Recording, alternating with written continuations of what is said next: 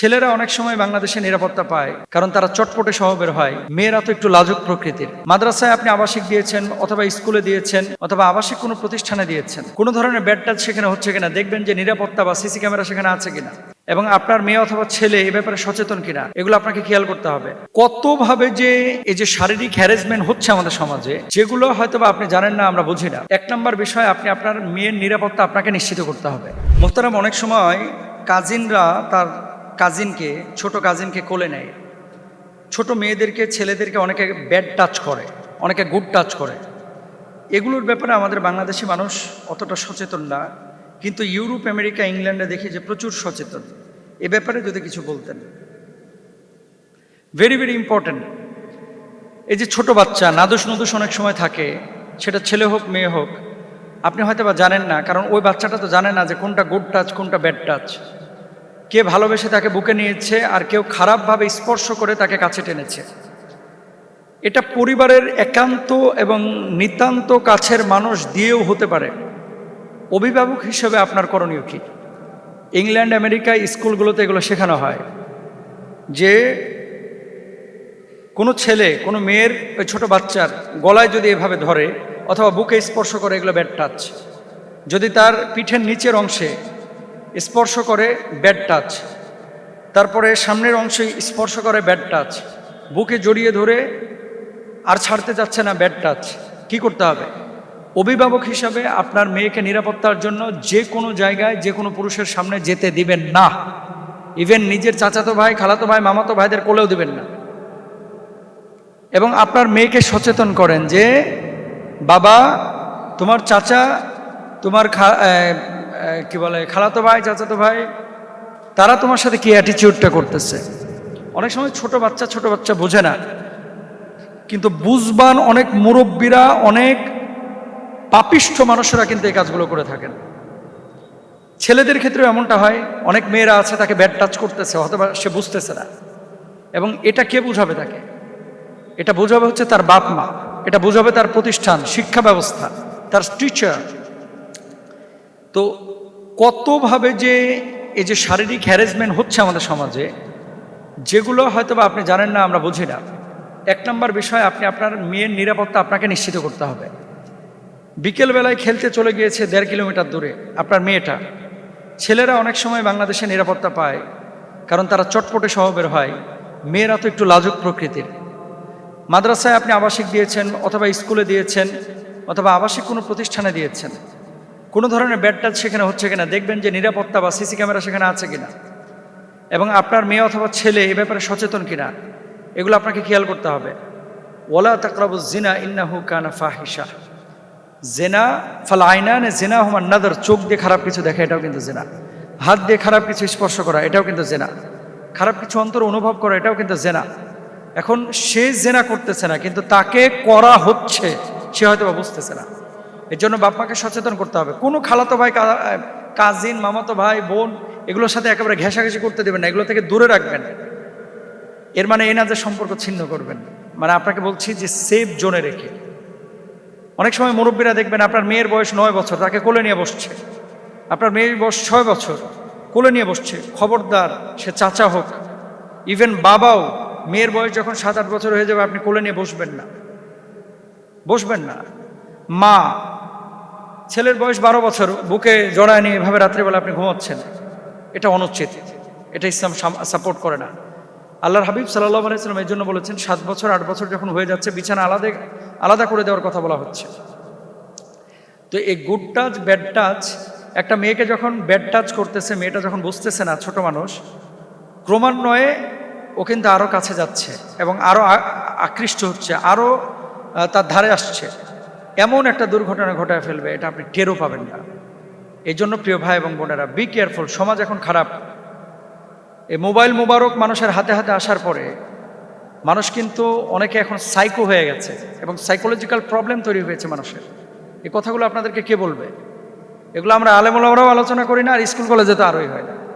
এবং এগুলোর জন্য সতর্ক করা আমাদের প্রত্যেকটা বাবা মার উচিত, সচেতন হওয়া। আল্লাহ তৌফিক দান করুন, আমিন। আমি ম্যানচেস্টার থেকে আপনার কাছে প্রশ্নটা করেছি। আপনি নিজেও লন্ডনে ছিলেন, এখন বাংলাদেশে আছেন।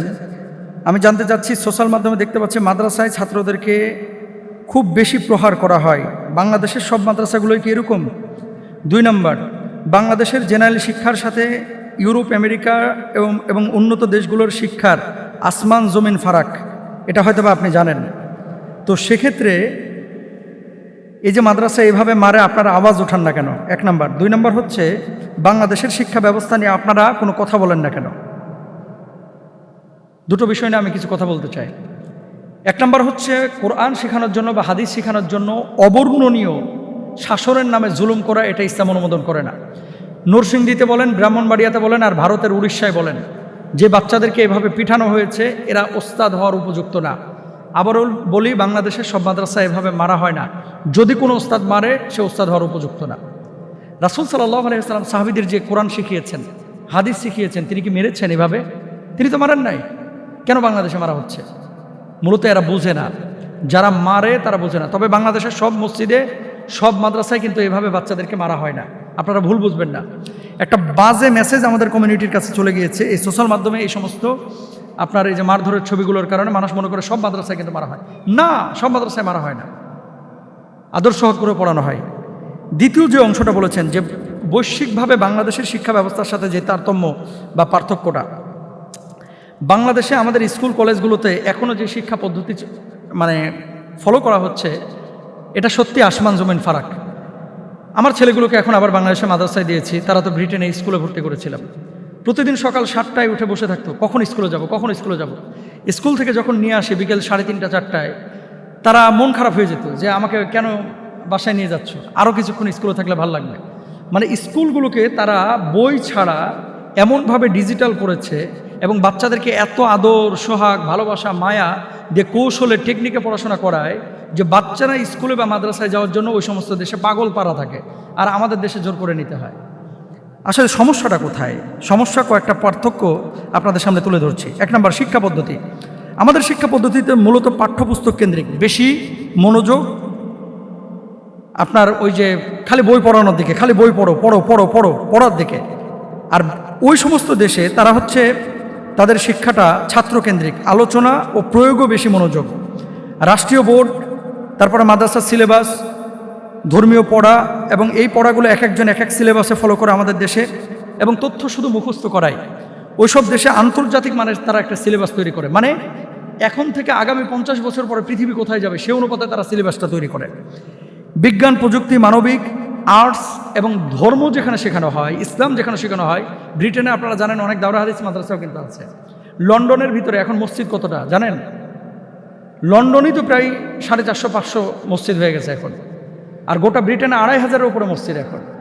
তো এখানে তো মাদ্রাসায় পড়ানো হচ্ছে বাচ্চাদেরকে। তো মাদ্রাসায় যাচ্ছে তারা খুশি মনে, কোনো প্রেশার নাই। তারা নাকি ব্রেন নিয়ে গবেষণা করেছে বাচ্চাদের, যে এখনকার বাচ্চারা ইতিবাচক, তারা পজিটিভ, তারা পছন্দ করে, তারা না পছন্দ করে না। এভাবে তারা বাচ্চাদেরকে আপনার একটা জায়গায় পৌঁছে দিয়েছে এবং সেই জায়গাটা নিয়ে যেতে পেরেছে। আর আমরা শুধু মুখস্থ। আমি আমার বাচ্চাদেরকে কোনোদিন বাড়িতে এসে দেখি নাই পড়েছে, এই যে লন্ডনে। কেন? স্কুলের টিচাররা নাকি বলে দেয় যে বাসায় গিয়ে পড়ার দরকার নাই, ঘুমাবা, বাসায় গিয়ে রেস্ট নিবা। কেন?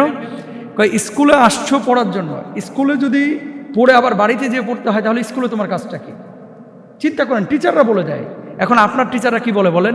কোচিং সেন্টার খুলে 8টা 10টা মানে টিউশনি পড়ায় বাচ্চাদেরকে, সারাদিন বিজি রাখে, বাপের দিকে তাকানো যায় না, মায়ের দিকে তাকানো যায় না। এই ধরনের আসলে বিভিন্ন কলাকৌশলে আমাদের দেশে আসলে শিক্ষা ব্যবস্থাটা একটা হযবরল অবস্থা। এটা গভর্নমেন্ট যদি উদ্যোগ না নেয়, এই শিক্ষা ব্যবস্থা কখনোই আপনার পরিবর্তন হবে না। এজন্য যারা রাষ্ট্রনায়ক আছে তাদের কাছে আমরা অনুরোধ করবো, আপনাদের ছেলেমেয়েরাও তো পড়ে বিদেশে। আমাদের বাংলাদেশের এই যে অসহায়, দুস্থ অনেক গ্রাম অঞ্চলে মানুষ আছে, তারা পারবে না যে কোনো উন্নত দেশে যাইতে, আর্থিক সক্ষমতা নেই। আপনারা তো পারেন যে অন্তত 60% 50% তাদেরকে সাপোর্ট দেওয়া, ফাইন্যান্সিয়াল না, ভালো একজন টিচার রাখেন প্রত্যেকটা স্কুল কলেজে, অন্তত একজন দিয়ে শুরু করেন, যার বেতন দেন আপনার 50-60 হাজার টাকা, এবং এদেরকে আপনারা ট্রেনিং দিয়ে নিয়ে আসেন। আপনারা তো ছবি তোলা ট্রেনিংও নিতে যান, এসি চালানো শিখতে বিদেশে যান, তো টিচার আপনারা এটা করতে পারেন না? ইনশাআল্লাহ এটা করতে পারেন আপনারা, এটা আমরা রিকোয়েস্ট করব। গোটা ইউরোপ, আমেরিকা এবং পশ্চিমা বিশ্ব তারা শিক্ষা ব্যবস্থায় নেক্সট 50 বছর পরে পৃথিবী কোথায় যাবে, সেখানকার আলেমরাও কিন্তু এমন চিন্তা করে। যারা ওই সমস্ত উন্নত দেশের আলেম, তারাও কিন্তু এমন চিন্তা করে যে পরবর্তী 50 বছর পরে পৃথিবী কোথায় যাবে, যেটা ইরান ধরতে পেরেছে, তারা কিন্তু এইভাবে চলছে। কিন্তু আমাদের চিন্তা চেতনাটা কি? আমাদের চিন্তা চেতনা হচ্ছে বাচ্চাদেরকে ছোটোবেলা থেকে মাথায় ঢুকিয়ে দেওয়া হয় যে এনি হাও সরকারি চাকরি একটা নিতে হবে, এনি হাও, সেটা পিওনের চাকরি হোক, সেটা পুলিশের চাকরি হোক। আর ওরা তৈরি করে বিজ্ঞানী। এজন্য আমি বলবো যে শুধুমাত্র না পড়িয়ে বাচ্চাদেরকে এমন বাস্তবমুখী করতে হবে। ধরেন একটা ছেলে দাখিল আলেম পড়তেছে, সে 200 হাদিসও মুখস্থ করে না।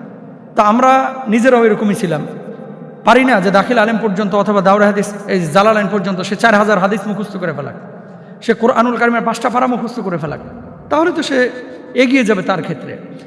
বিজ্ঞানী যারা হচ্ছে আমাদের দেশে, বিজ্ঞানীরা যারা মেধাবী তারা বিদেশ চলে যায়, কিন্তু এই দেশে তাদেরকে যদি গবেষণায় সাপোর্ট করা হয় ফাইন্যান্সিয়ালি, তারা অনেক দূর যাবে। এই জন্য আসলে কাকে কি বলবো বলেন, আপনারা তো অনেক কিছু বুঝেন, জানেন, এগুলো নিয়ে আসলে একটু আওয়াজ ওঠান। আমাদের এই শিক্ষা ব্যবস্থাটাকে এবং কারিকুলামটাকে পরিবর্তন করা উচিত, এবং তাহলে আমাদের বাচ্চারা, আমাদের পরবর্তী জেনারেশন উপকার পাবে ইনশাআল্লাহ।